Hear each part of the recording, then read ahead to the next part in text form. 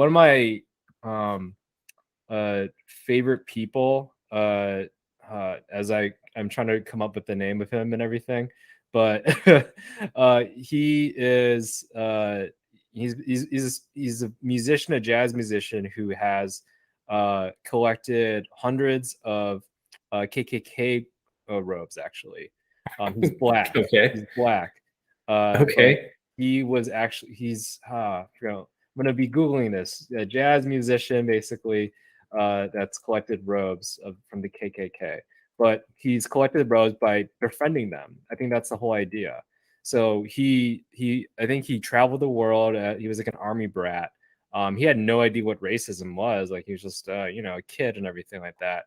But I think there was one incident where he actually was in America, and then a lot of some adults.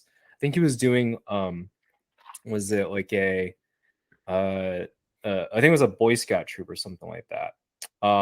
He was part of like the Boy Scouts. He was in a parade, and then there were, hey, Boy Scouts is kind of a white thing, right? There were parents, adults throwing stuff at him, and then they were trying to figure out like, and then the other adults, the ones part of the troop, were trying to like protect him and everything, and he was crying. I was like, why are these people mad at me? And then he had to sit down with his parents later that day, and his parents had to explain what racism was. So yeah, so it kind of reminds me of that. Is like he sought that as a moment of like, why do you hate me when you don't know me? I think was his whole thing. So he learned to use jazz, and he learned to use religion too, as ways to connect with white supremacists.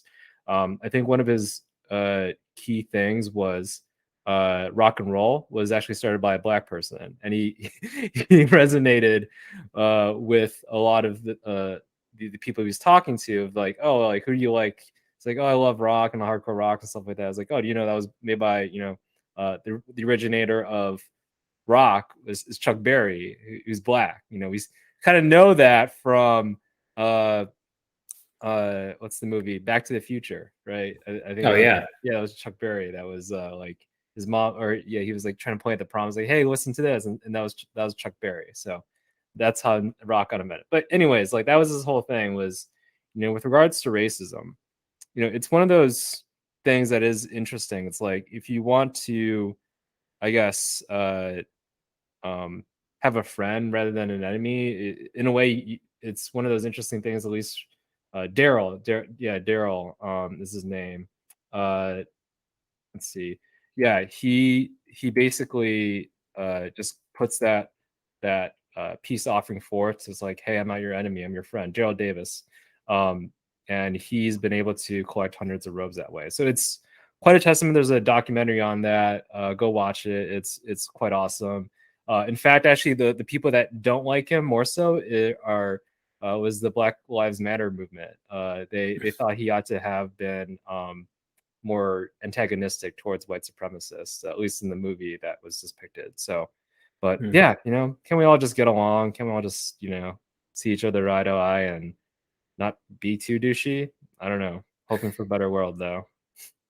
Yeah. I had one other point. The other thing I was gonna, we can end it after this or any other comments you may have, but I think the other thing that makes it seem like it was more intentional than just like a joke was the fact that even after we heard Josh Donaldson's press comments, we haven't heard anything else that like kind of really relays the fact that he like called Tim, or he texted Tim, or he met up with Tim after the game, like in the tunnel or something.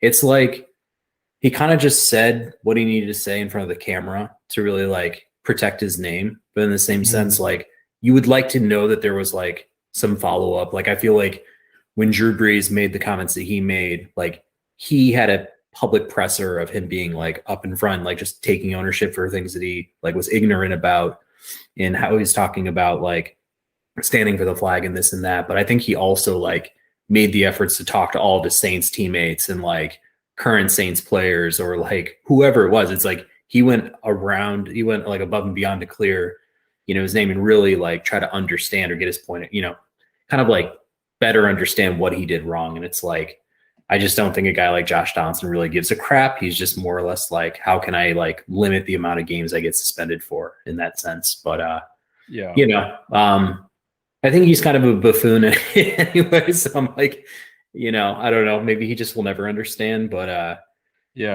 I know Josh has had like a rough upbringing too. Like, I don't think he has like a dad. I think his dad like left him or something like that. Or, I heard he's had like a pretty rough upbringing, but yeah, I think this one he doesn't get, many free passes on.